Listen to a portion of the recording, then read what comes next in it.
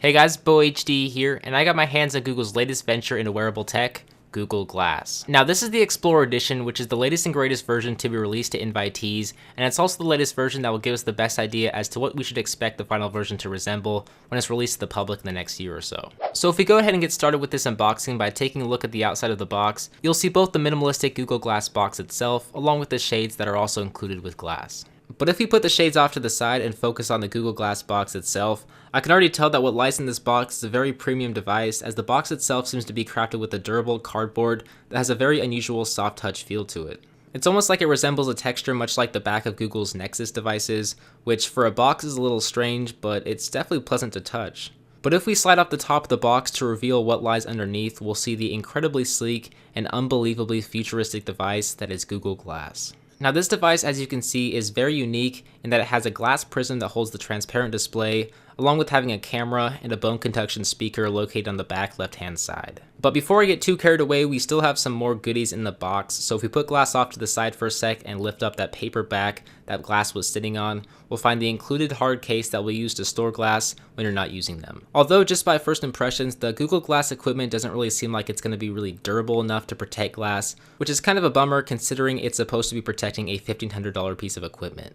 Though inside this case we'll find a black piece of heavy-duty paper that holds the mono earpiece that connects to the bottom of Glass, so you don't have to rely on the bone conduction speakers on the back. Apparently the bone conduction speakers are very hit or miss, so it's nice to see Google fix this problem by including an earpiece with this addition, and it's also nice to see that it seems to be very well built and well designed. The earpiece itself has a little Google Glass logo on it, and the cable is made of fabric, which means no matter how bad you tangle these cords up, the cords aren't going to wear out and expose wires, which is a problem I always have with cheap iPod earphones. Now if we set this to the side and keep exploring the box, we'll find the micro USB cable used for charging, along with the AC wall adapter. But the micro USB cord is particularly interesting because it has a very flat, tangle-free design that makes sense and really makes me wonder why all charging cords don't have this flat design. Seriously, this cable is awesome. But besides that awesome cable, the very last thing in this never-ending box is the Glass instructions and setup guides that basically tell you how to work Glass and how to link it up to your Google account. It's all fairly straightforward and not too hard to follow, so that's nice to see. The very last item to unbox is the included shade lenses, so if we slice off both ends of the box and slide off the outside cover, we'll just see a black curved cardboard case that holds the lenses themselves. They seem well built, and I was really surprised to see that they're actually made of glass themselves. For some reason I thought they were plastic attachments, but they're actually just like real glass lenses, which is pretty cool to see. But taking a look back at Google Glass, you'll see there's a ton of technology packed into such a small device. On the back you'll see the bone conduction speakers themselves, which vibrate sound through your skull as it sits right behind your ear, hence the reason it's called a bone conduction speaker.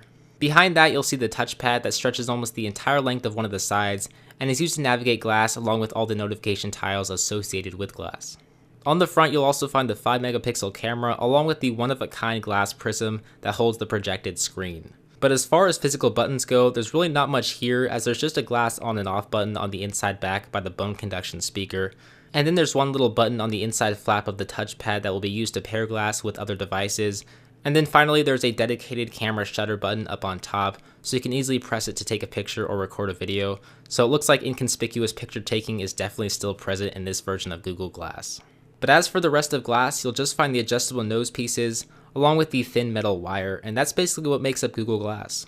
So overall, Glass is a very stylish and very futuristic device that has a ton of possibilities, but since this device isn't available for the public just yet, I want to ask you guys, what are your thoughts and opinions of Google Glass? What are you most interested in, and what would you like to see me take a look at and talk about in a future video? I really want to know what you guys have to say, so definitely make sure to let me know down below in a comment right below that like button. But if you guys like videos like this and would like to see more, don't forget to hit that subscribe button right down here. It's totally free and just lets you guys know when I release a new video. So with that said, that's gonna about do it for this video, guys. If you want to take a look at another cool wearable tech device, you can check out my review of the Samsung Galaxy Gear smartwatch, or you can take a look at my unboxing of the Xbox One Day 1 edition if that's something you'd be interested in.